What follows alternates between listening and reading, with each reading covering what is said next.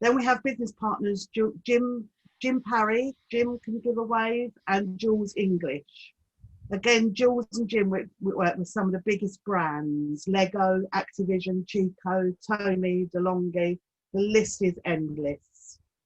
Both these businesses have been long-term supportive members of Business Against Poverty, and of whom we are truly grateful for their friendship and support.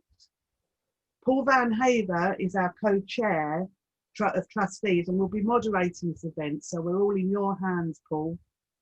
And lastly, I'm going to introduce to you Prasant Yelkuri, who is zooming in from India. Wave Prasant, the Andhra Pradesh region, which is currently 35 degrees of heat and very hot. Prasant is one of our project partners, and we are very proud to call them our friends. So without any further ado, I'm going to hand you over to Paul to do the honours. So thank you, Val. You know, we'll try and get us in some organized way through the hour with that many people on. So we'll start off with Prasant, who wants to share some of his amazing work that's happening over in his area of the world. And I have some supporting slides, which I will share with some photos. Obviously, if you think you want to ask him something particularly or want to react to something, please use the chat window inside Zoom if you're familiar with that. Val is monitoring that, so she'll collect your questions and we'll go from there after the presentation. So on that note, Prasant, I would love to invite you to introduce yourself a little bit more and let us know what you want to share today.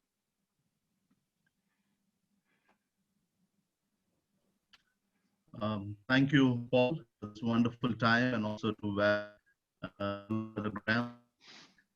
It's awesome to see everybody, and greetings to all, one and all. This morning time, it's afternoon in India. 3 o'clock in the afternoon. The temperature is about 34 degrees Celsius. And my name is Prasant Yelchuri, and as you see from the slide, it's me, my wife. I have a son and a daughter, Ben and Iris. My son is 13 years old and my daughter is 10. And on the slide, you also see a couple. They are my parents, my mom and dad, Reverend Benji Bab and Krupa Yelchuri, who are the founders of Heaven Home, the orphanage which we are running in the southern part of India. This is about my introduction, and I would just like to share how Heaven Home, this orphanage, all began. It was in the 1995 when my parents, it was the Lord's calling on their life. My mom had a serious sickness with her nose. She had a sinus problem, and during the sinus problem, they went to a doctor for consultation. And during the consultation time, the doctor said she has to undergo a surgery. So that was the first surgery in her life, and she was really nervous about it. But she had to go for that surgery. And on the surgery, during the surgery day on the operation theater, she was so nervous and praying, Lord, you are my help, you are my guide, and you are my comfort. And as she was praying that, she was given the anesthesia. She went unconscious.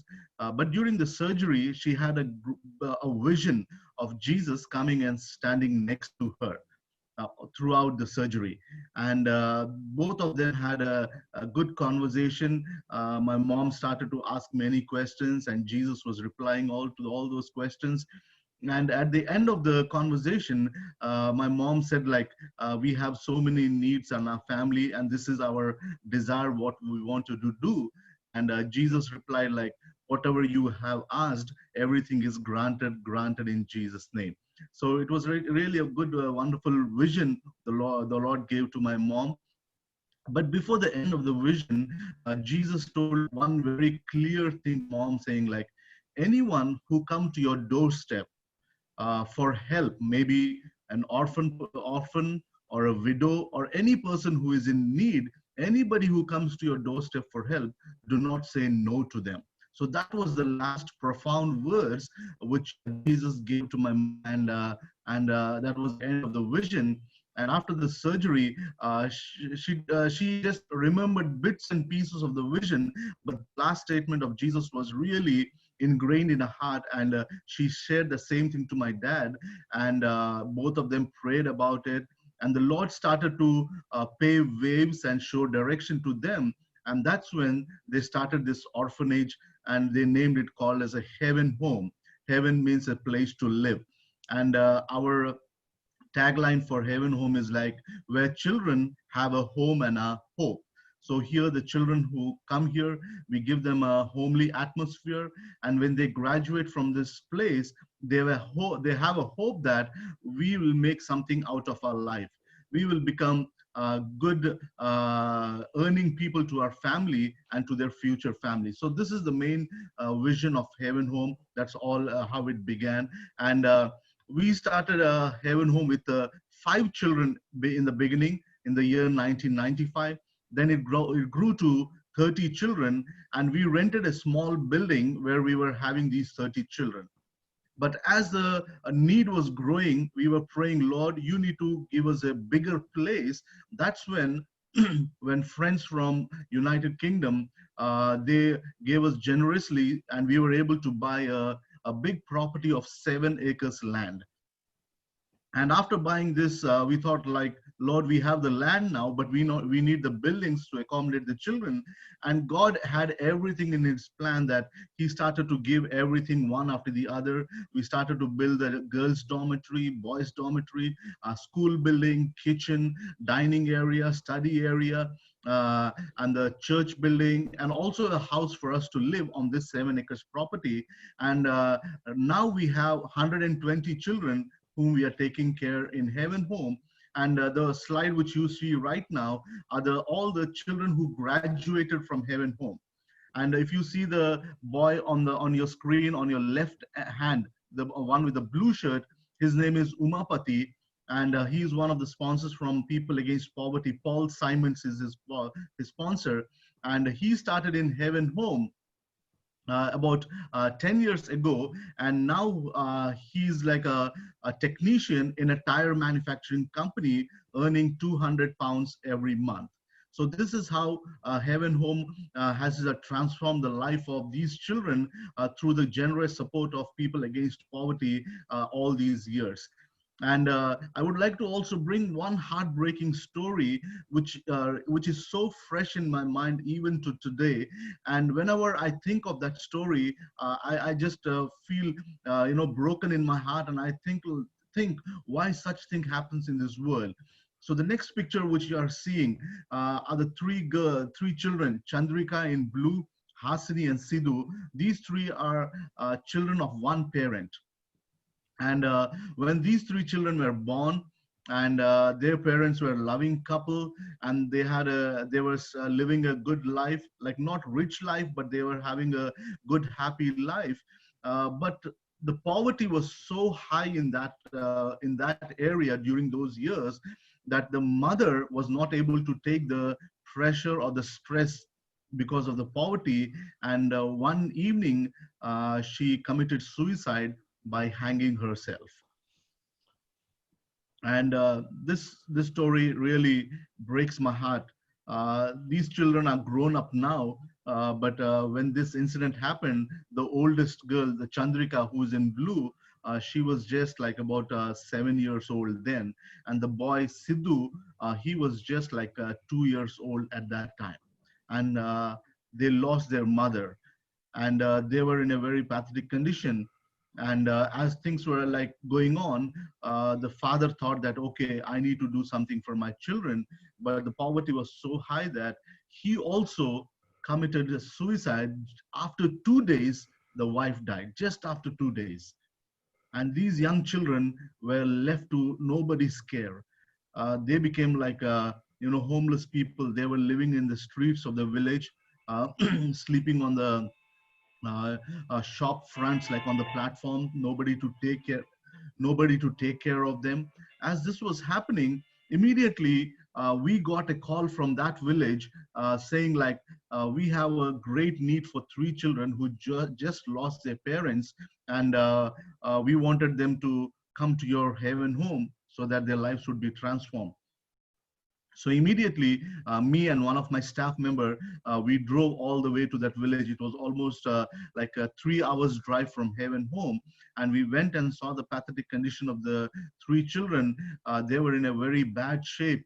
And Sidhu was so young that I took him and I hugged him. And immediately, with the permission of the village leaders, we brought them to Haven home, and things started to slowly change for them. And now Chandrika is in grade 9. She's almost 14 years right now. And Hasini is in grade 6.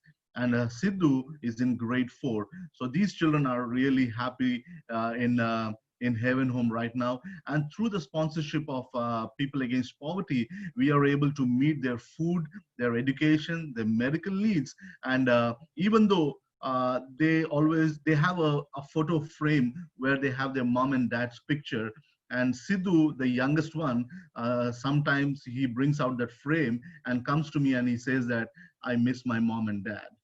And he shows the frame. This is my mom and dad's picture, as if he's showing me the first time. But he has done that so many number of times, but he keeps on showing it because he still has that, the missingness in his heart. So this is the story, a heartbreaking story of those 3 children. So thank you, People Against Poverty, for standing at the right time for these 3 children, because of which they are having a home now, and we believe that their hope will also be a bright one in the days to come. So apart from Haven Home, we have various other projects, and one of them is the water project. So in India, the water scarcity is so high in remote villages where people drink stream water or contaminated water and get sick of malaria, dengue, or diarrhea, and people die in those areas because of lack of clean drinking water. So we try to identify those kind of villages, and we help them to sink a borewell, where you see a picture. It's a manual one. So these borewells meet the need of 50 families in a particular village. And since our partnership with People Against Poverty, we have sunk 9 borewells in different villages. And as a token of our appreciation to the sponsors, we have a granite plaque. If you see on the picture with a granite plaque, where we inscribe the name of the sponsor or the person they wanted to dedicate the borewell. So that is the way we say thank you to the sponsor. So Val's mother, she left a legacy a couple of years ago, and Val decided that a well has to be sunk in India on the name Joycey, and that is the borewell with the village people on the background. So this is a very wonderful project where clean drinking water is provided to 50 families, at a really reasonable price, and also the work which we have been doing. And apart this, we also run a medical center, which caters to the need of 12 villages around Haven Home.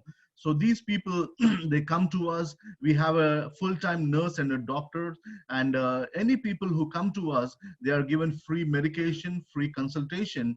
And apart from the regular medical care, if the people are who come to us with different kind of sicknesses or diseases, we refer them to a nearby hospital through our doctor's friendship, and they take care of everything. So this is the primary health medical center. And in a month, we treat to close to about 600 people through this primary health medical center. And now I would like to give you a present situation of what's happening in India and also in our region with this COVID-19. Situations are getting really out of control in India. The primary reason being the huge population.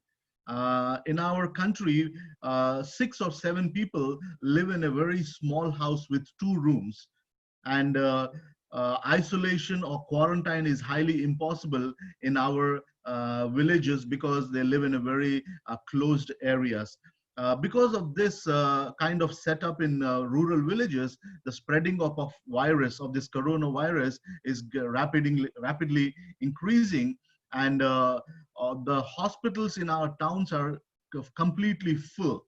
No beds are empty in order to take new patients. So situation is getting out of hand. So the government is taking school buildings, or hotels. If people can afford to stay in a hotel, they can go and stay in a hotel. If poor people cannot afford to stay in a hotel, they can go to a college or a school which has been converted into a quarantine center. So the situations are getting out of control, and there is no work for people, no monthly, no works. All these people are daily wage laborers. So they go in the morning, come back in the evening with the bike and stay back again. But during this shutdown, the lockdown period, nobody had work, nobody had food. That's when we put a request to People Against Poverty, asking them if they could extend their support to us. And they were so generous, and they came back to us saying that we would surely support all those families. And we made food packets, as you see in the picture. It's a pack, 10 kgs of rice, 1 kilogram of lentils, 1 liter of cooking oil, and some washing soaps. So this pack was enough for 15 days for a family of 5 members. So we were able to bless for 500 families for 5 months. So as you see, people receiving those food packets, and since April of this month till last month, we were able to bless all these 500 families with food packets, and they have been so really grateful. And I'm also so grateful to People Against Poverty for extending this great help to us. And besides this, all the children, all the 120 children in Heaven Home, by the direction of our government, we had to send them back to their villages, because the government said, because of this virus, children can't stay in one place. They have to be moved to their villages. So all our children are right now in their own villages. And what we have been doing, like the child sponsorship which has been received by a Heaven Home, we are passing the same child sponsorship to the children as they are in the village. And they get the medical care and the food care. And during this time, even we extend our help to the extended family. And Val generously gave some extra donation for us in order to bless those children and also their families during this lockdown time. So for which I'm so very thankful. And moreover, during this lockdown time, Val and Bill were constantly in touch with us, asking us, how are you guys doing? How things are happening? Can we pray for you?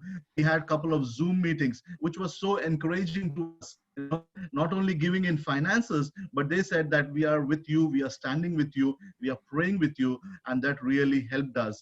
And their continuous constant touch really helped us to be charged up for the Lord's work. In Prashant? our yeah, sorry.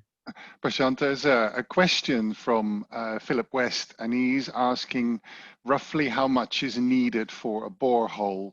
So I don't know if you can translate that to English money, but what does it take to make one? Yeah, Brother Philip, to sink a borehole in one of the villages, it costs about 800 pounds. Wow. Yeah. If you think about how many people that actually helps, that is actually relatively little money, isn't it? If you think about it, so it's amazing. And Prashant, thank you for sharing your stories. It's amazing if you look at this, the education and the help of all the young people and how they've progressed in the borehole project and provision of water and medical attention. As well as all the food in times that are so much harder. So I just wanted to thank you for updating us, and to all of the audience, if you were ever thinking about what happens with your support and where social impact is achieved through the programs, you know, this is as concrete as it gets, really, as we are all co-investing in the future of all these individuals and their health, which is fantastic. So thank you, Prashant. If anyone has more questions for him during this hour, then please stick them in the chat, and you know, we'll follow up with you as time moves on.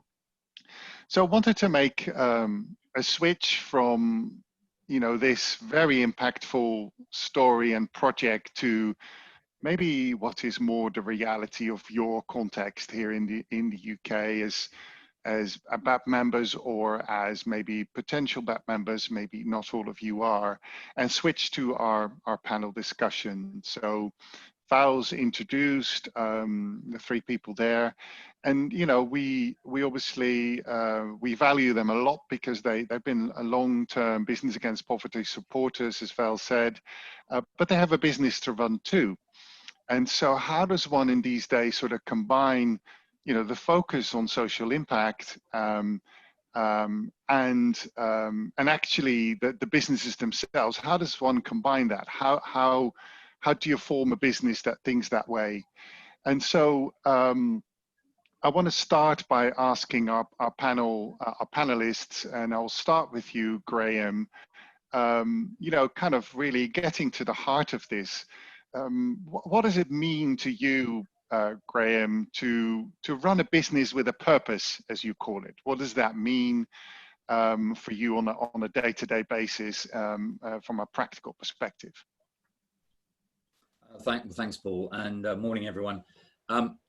I think actually Prashant nailed it. I think he said three things in his talk that that made me think, well, actually that summarizes what I mean by purpose and the significant change we made to our business 15 years ago. For me, purpose is one of those words that very quickly can be used as a bit of a sort of greenwash or a purpose wash on business. But for me, it's about the transformative ability, once you are really clear on what your business is there to do other than to make money. And that was the question at the heart of the change we made. And that was because somewhere, although we were doing well in business, and although we had grown from literally 3 people to about 45 in the space of a few years, our hearts weren't in it. And I think that the notion that once you're clear on purpose, that it offers you a springboard to all of the wider questions you wish to ask other business leaders or yourselves. I think that's at the heart of it. So we made that shift, and it's been transformative. And I think the other thing for us is it was our story. Making that change was we gave up 3/4, well, yeah, 3/4 of our revenue to move away from business that was not focused on being a force for good in the world.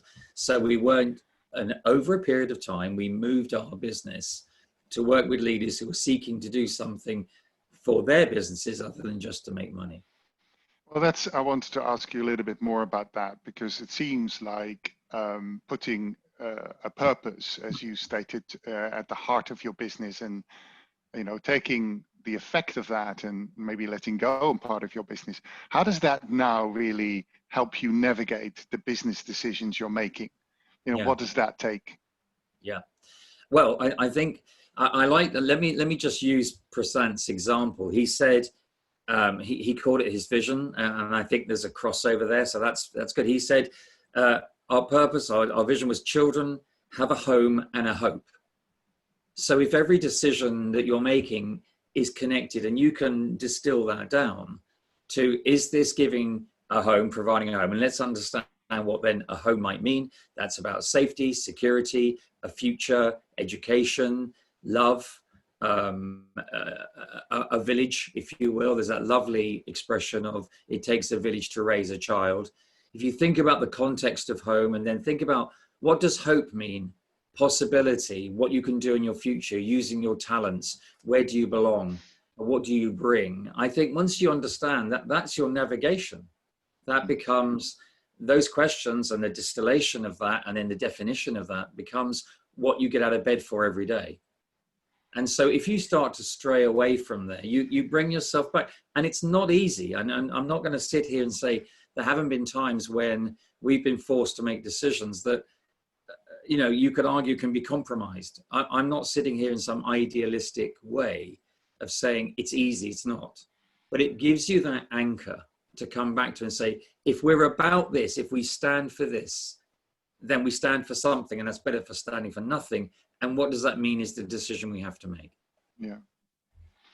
And do you find that that sort of a passion that sits within you and the people around you, how does that work with the others that work with you, the employees? Does it resonate? How, you know, have you feel that with a collective focus in this way, that your business may be in some ways more successful, you know, whatever success means in your case, than maybe a pure commercial business that doesn't have this sort of attitude towards doing business? A good question. Well, I would say yes. And what I'd want to do is give you some evidence to that. And over the years, and more recent years, in fact, we've moved to being more of a consultative and partnership model. So about 6 or so years ago, maybe a little longer now, we actually put our business onto a partnership footing when we had a number of employees, and we made them partners, truly partners. So they were involved in the decision making, and they were involved in the success. So if we had a good year and made money, we distributed that. They were part of the decision about who we wanted to work for and how we would work with some of those clients. Now we partner with people. So we're looking in our partners for people who are aligned with that way of thinking. And again, you know, by working with others, you quickly find whether that's working and whether you have the same heart. And that comes down to values and mapping what matters to you as individual businesses.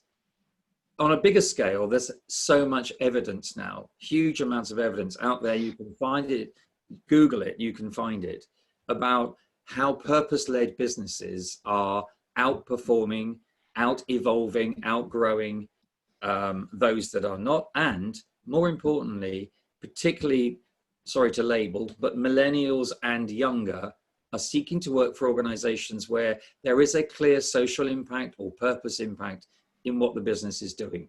Yeah, yeah. And there's the evidence to back up what I'm saying.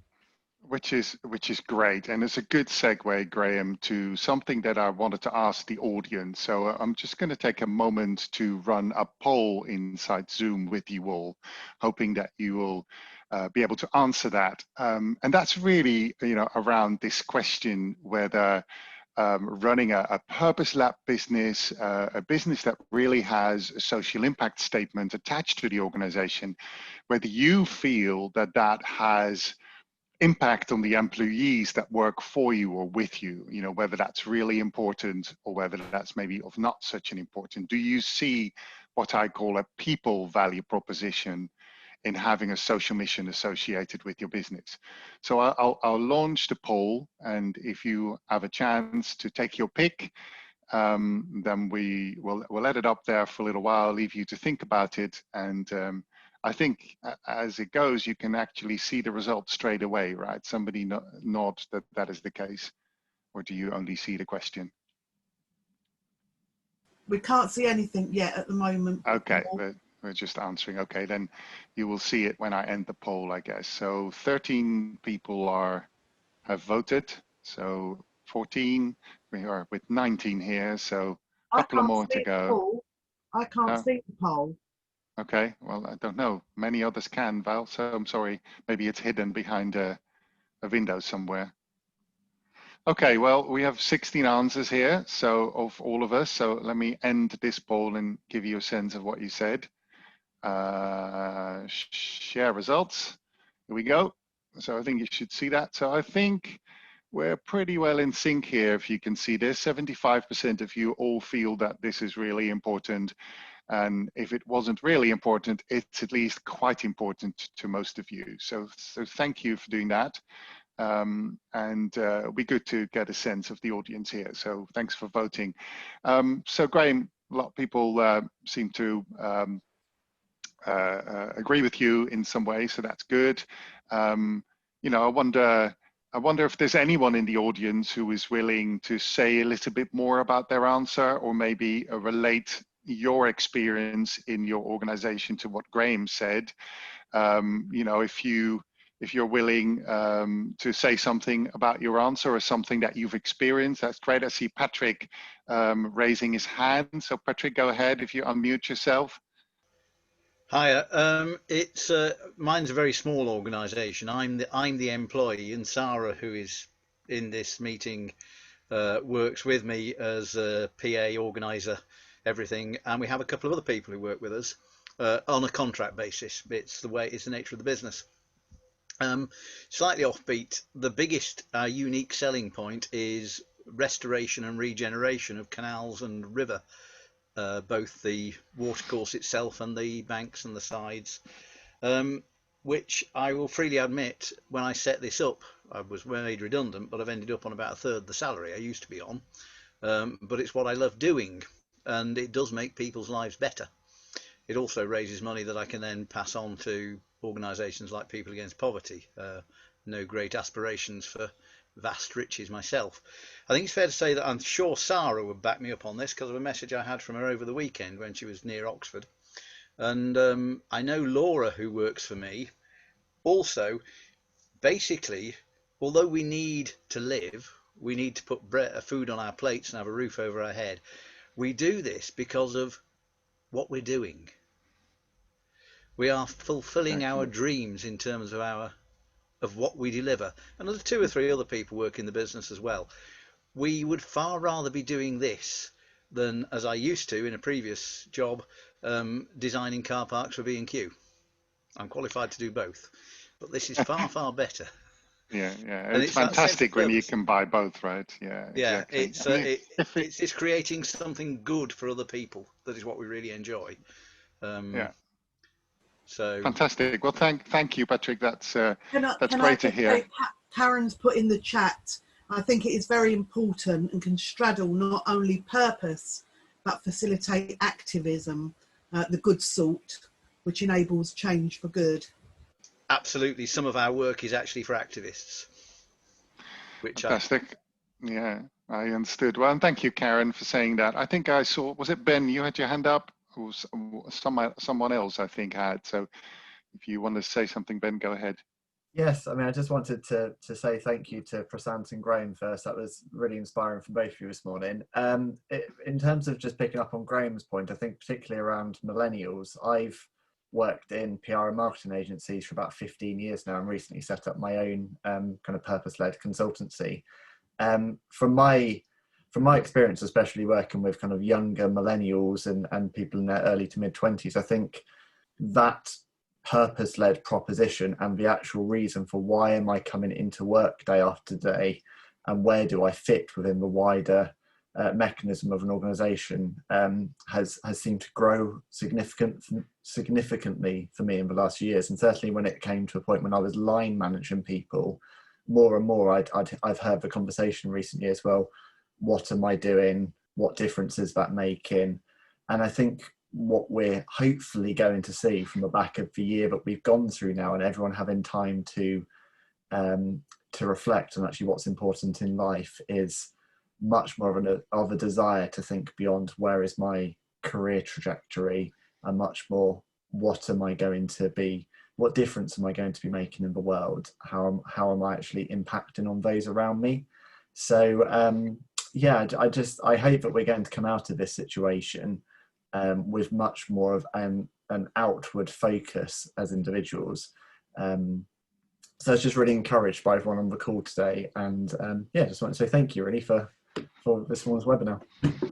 Fantastic, thank you, Ben. And what a change you've made to doing that. It takes a bit of courage, isn't it, to start up your own business and make these changes. So well done, thank you. Good. Well, on that note, we're going to switch to our other panelists for a little while and hear from both Jim and Jules. I'll let you guys decide between the two of you who wants to answer what and who wants to start, so feel free. But there's a different way from your perspective on how you are trying to kind of support a social mission and a change as a part of your organization. And it's what's called a 1% company. And I wonder why you did that, and whether you can share with the audience a little bit what that means. You know, what does it mean to be a 1% company, and why did you do that? A 1% business is a business that gives 1% of its turnover to charity. Why did we do it?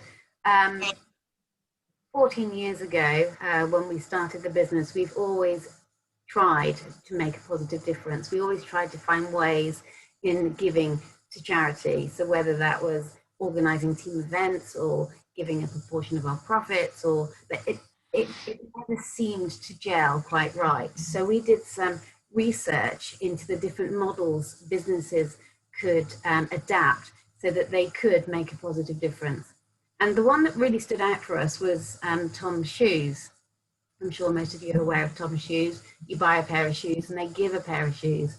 And for us, that was brilliant. You know, it fits with the shopper on their shopping decisions that they're buying, but they're also giving, and it makes them feel good. And the people receiving the shoes makes them feel good because they're getting a pair of shoes. And for Tom's Shoes, well, they're facilitating the whole event and creating good. We love that, but we're a project-based business. We're a service-based, project-based business. So we can't do that. You can't like somebody buy a project off us and we'll give a project. It didn't work. So we looked at other ways that we could apply this kind of ethos to our business. And we thought perhaps we give a percentage of our profit. But that gets a bit messy, because if you decide to redo all your office furniture during the year, then that reduces the amount that you end up giving. So we decided to put our flag in the sand and make it really clean and above the financial line, and do a percentage of our turnover. Excellent. Okay. Well, that makes sense. Thank you. Maybe I should ask Jim. Can you say a little bit on how being a 1% business or company then actually changed the way you do business? How has it had an effect on a bit like what we heard from Graham on decision making and how you go about the sort of day to day? Yes, I mean, I think it does change the way you think on a day-to-day basis. Jules, can you help me out here? Yeah, of course I can. Well, I mean, the wonderful thing about it is that no matter what size project you have, whether it's £100 or a six-figure sum, that is going to give to good. So, you know, and it really does underpin the ethos of why we do what we do. You know, our clients admire the fact we do it, but when we actually talk to them about it and explain why we do it, you see the penny drop. They're like, well, we're contributing. Well, of course you are. So clients are contributing, our staff are contributing, our suppliers are contributing.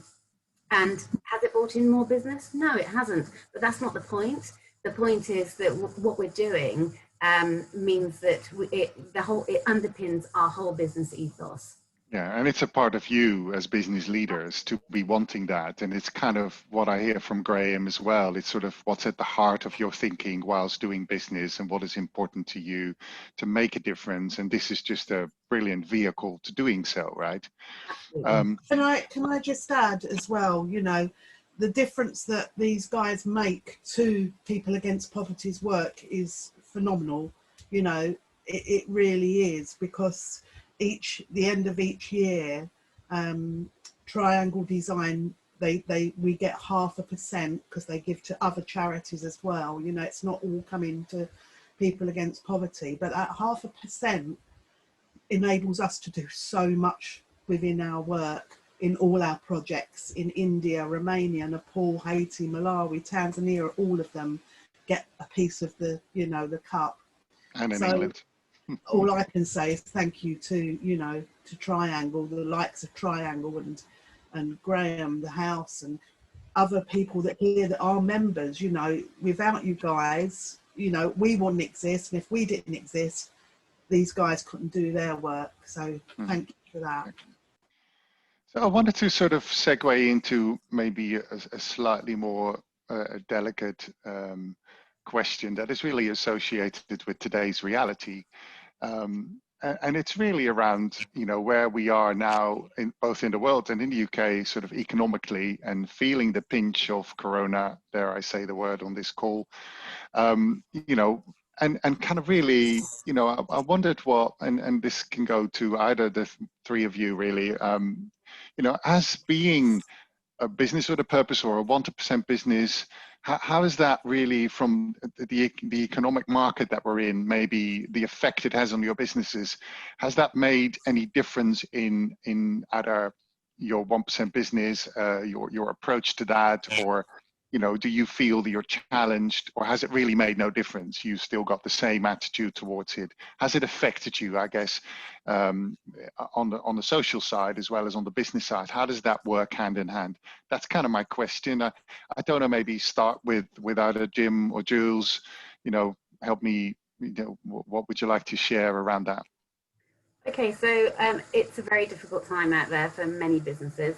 You know, it is. We're linked to retail. As our business, you know, we work with brands in the retail environment. So, you know, a week before lockdown, homes dried up, all the projects went on hold naturally because the shops were closing.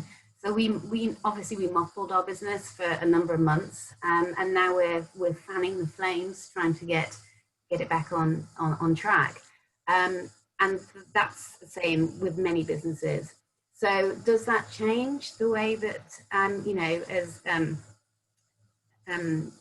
you know, the word heart and anchor have been mentioned by Graham. No, it doesn't. It doesn't change our heart, and it doesn't change the anchor of what we do and why we do it. So would we stop doing this during these times? No, we won't stop it. In fact, it's more important now than ever to carry on, because where there were people in need before, those people are in more need now. So no, we're going to be fanning those flames as we do, you know, it's what we do. Great, thank you for that, Jules. Much appreciate the answer and the honesty. Graham, how is that for you? For the first 3 months, March, April, May, clients, as Jules has said, you know, froze. And the work, I mean, to be really clear, the work that we're doing in the main is helping organizational leadership teams, senior leaders, boards of directors, senior leadership teams to develop purpose-led cultures and purpose-led visions and strategies, telling their story in that way, digging out the DNA. So some of those projects, like Jules said, stopped. There was an immediate freeze. How do we respond to this? Interestingly enough, what we're finding and what has happened since is leaders have said, okay, we have a new story to tell. And in fact, what has happened or is happening in business, and we do a lot of cultural surveys, and I have the evidence to this, is that what's happened through COVID is that the values of family, of care, of support, collaboration, well-being have risen to the top of the cultures of organizations that we're working with. So if I don't like to use the word ironically, but the benefit, or because it sounds bizarre when people are losing their lives, but the benefit on the culture of organizations is really being felt, which is why some of the challenges around organizations now about coming back to work, safe working places, protecting people is paramount to how they're thinking. So if anything, it's dialing up, it's increasing the need for the organization to communicate what it's really trying to do around its employees, its talent, its customers, suppliers, partners, and so on. Yeah. So that's our experience in what is obviously a devastating global pandemic.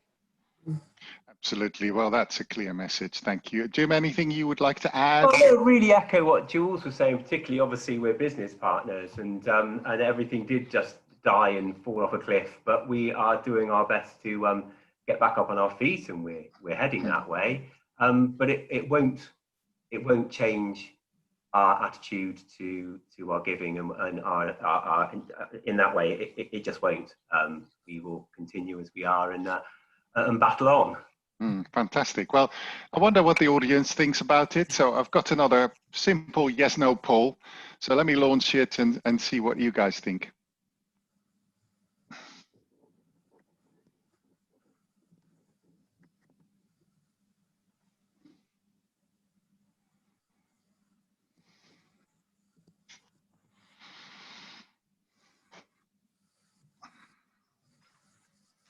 Here we go. We've got 9 out of 19. 12, 13. Great. Thank you for your answers.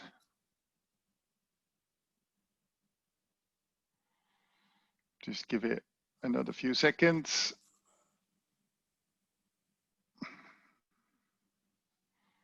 Great. Okay. Let me end the poll and show you what you said. So we have quite a lot of you seem to be very clear that contribution would not decline linearly, 73%, and others feel that that should go hand in hand, which is also understandable. So great, thank you for your answers. I wonder if there's anyone in the audience who who wants to share anything about this particular topic. Can't quite see if there's any questions on the chat, Val, related to this. Sarah, would you like to say something? Yeah, I thought you would. Right, go ahead. Hi everyone. Yeah, I met Val. Well, Val found me, and it was mid-lockdown, and all my business had dropped off a cliff. I'm a collaborative agency, so a lot of the time it's just me, and I bring collaborators in. Everything kind of ground to a halt. But when I met Val and I heard about this, I'd had that empty feeling that Graham talked about earlier. I just thought, what's the point of what I'm doing? It's got no meaning. And I made the decision I wanted to be an agency of purpose. And then Val came into my life magically. So I actually joined this wonderful organisation with no work coming in, no money for the rest of my life at that point. But it didn't matter, because that purpose was sort of coming from within me and driving me to do it. It felt so right. So from that perspective, it didn't make any difference to me. I just knew I had to do it, and it was going to be a great thing. Amazing, Sarah. Thank you for sharing that. And Val's got this funny habit of suddenly popping up in people's lives, right? And affects you. Yeah. There's a question here for Graham from Ben. Ben, would you like to ask the question rather than me? Yeah, absolutely. So yeah, I mentioned briefly. So I've very recently launched a business which is looking to put purpose at its heart, and I just really wanted to ask Graham in particular, like, is there any advice from your experience, certainly when you repositioned, in terms of how to make sure that a potential client aligns closely with your values and is the right fit? That's a great question. Okay, I'll give you the honest answer, which is it's hard to know straight away, and there were some compromises in the early days, and at times still are. What we found important is to make sure we were dealing with the business leader, whoever that may be, big or small business. We don't work for multinationals all the time or big companies all the time. So it's about, if we made a decision, we only wanted to work with the ultimate leader, so to speak, so that we could get to meet him or her. And for me, I'm always interested in what's on someone's heart. So I'm always looking about what goes on behind, if I can use the word in these times. It is actually, in times when we're wearing masks, we're trying to remove them when we talk about working with leaders. So behind the mask, what's really going on? Is it really true that you're trying to transform your business? And is there a journey there that we can see, steps you're going to take? Is there an ambition that we can see clearly and define? And if there is, we're prepared to work with you, walk with you to that objective, recognizing you may not be there because we weren't there overnight. There is no magic solution here. You have to take the steps. I mean, you're hearing it everywhere. Think of the journey of Haven Home. You start somewhere and you keep going, and you make mistakes, and you sort of find yourself drifting, and you bring yourself back. So I guess if you can, to answer specifically, if you can get to the ultimate leader and have an authentic conversation and answer, and you feel that's okay and that sits on your heart, well, then start, would be probably my answer. Yeah. Great, thank you, that's really helpful. Good. Happy to talk to you offline on that one. So Great, thanks Graham. okay, Ben.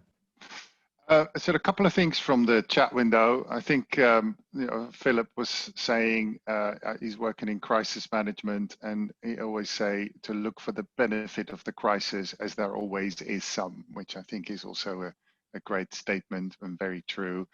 And some interesting back and forth also with Prashant about Borewell and how fantastic it is to be able to dedicate one of those Borewells to maybe someone that's in your life that's important to you, have it named and have it associated with that in some way. Carries not just an impact, but also maybe an emotional value that can be very important to people too. I think that was a beautiful thing to read.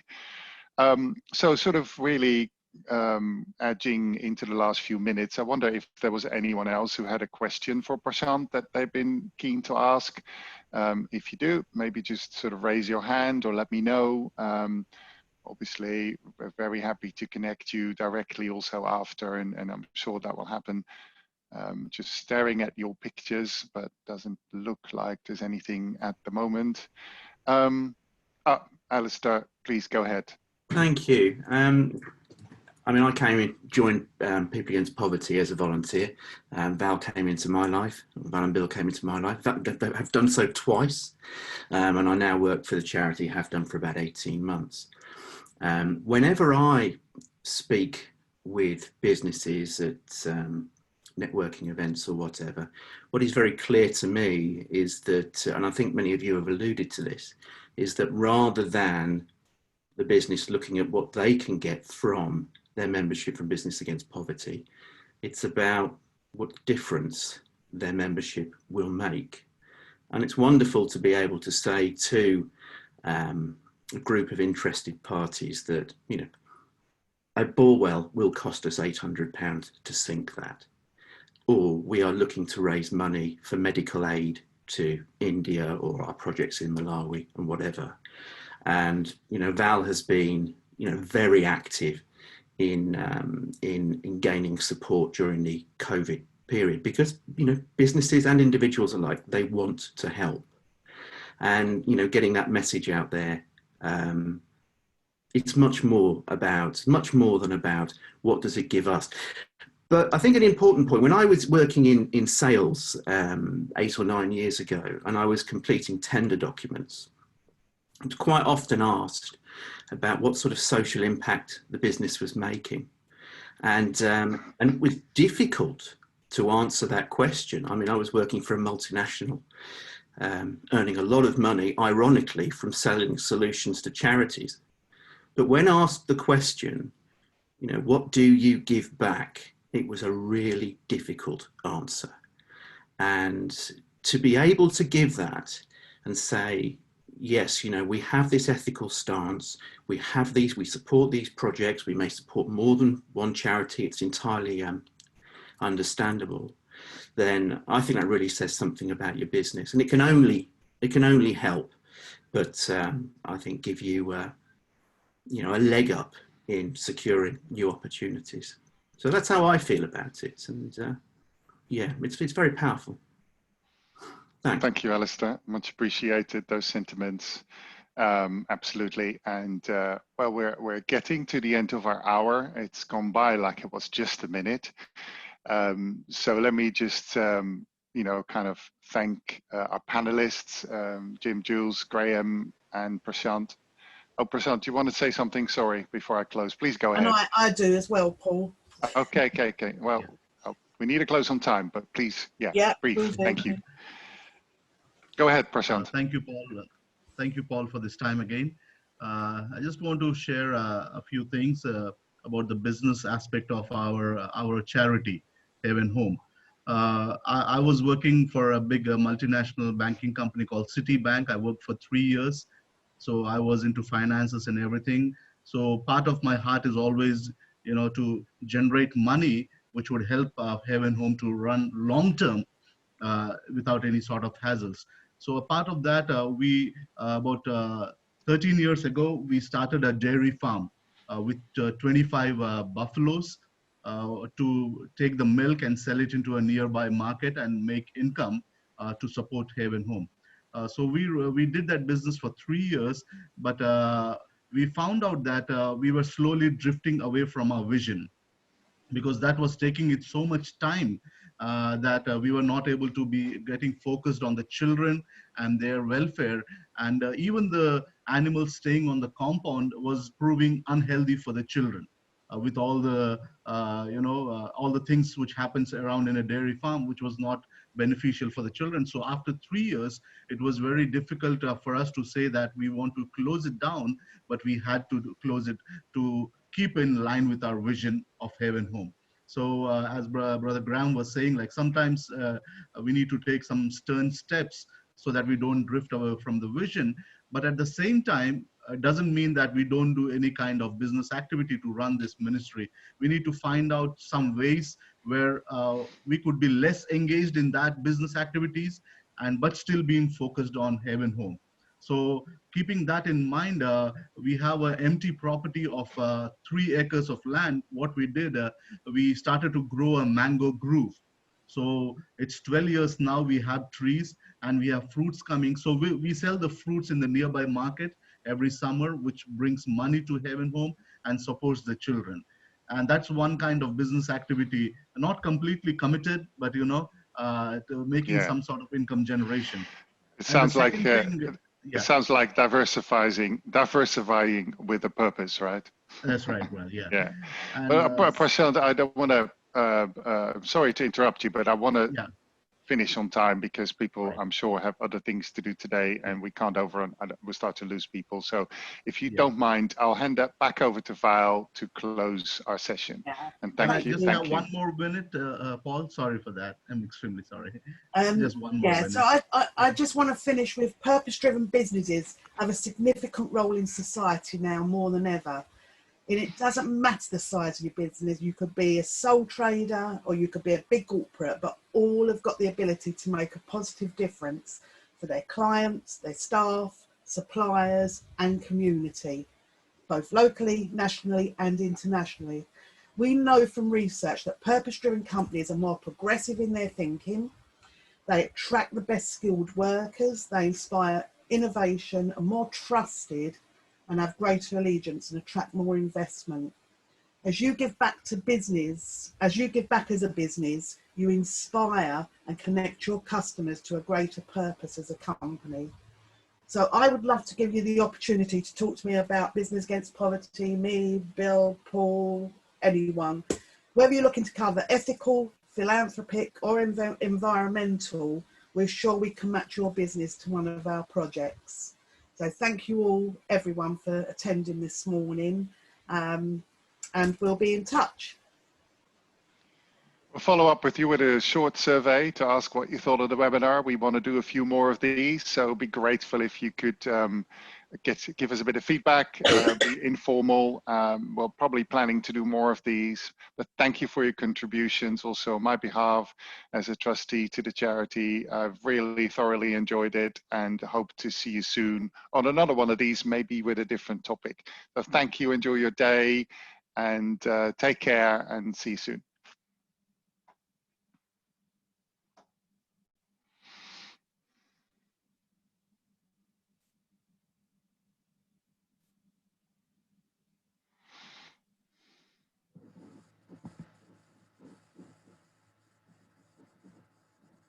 Thanks, Paul. Thanks, guys. Well done. Yeah, Well done. that was good. I'm sure we'll want to do it again. You know, you'll do it very well. Much appreciated, right? Yeah, well done, Graham. Articulate as ever. Yeah, Well, very much so. Yeah. And Prashant, you know. Yeah, amazing. So inspirational. Absolutely. You know, I loved it. And it was really good to hear all the progress and the impact. You know, I hadn't heard that before. So fantastic to hear. And well done for all the fantastic work you're doing over there. Fantastic work. Yeah. Nice to see you, Prashant. Not sure, he looks frozen. No. Well, rather now than earlier. Well, I'm going to close the call. And so thank you guys, and take Bye. care. Bye. We'll, Thank you. Bye-bye. bye. Great. Thanks all. Bye. Bye. Bye-bye. Bye. Thanks, Paul. Good job. Yeah.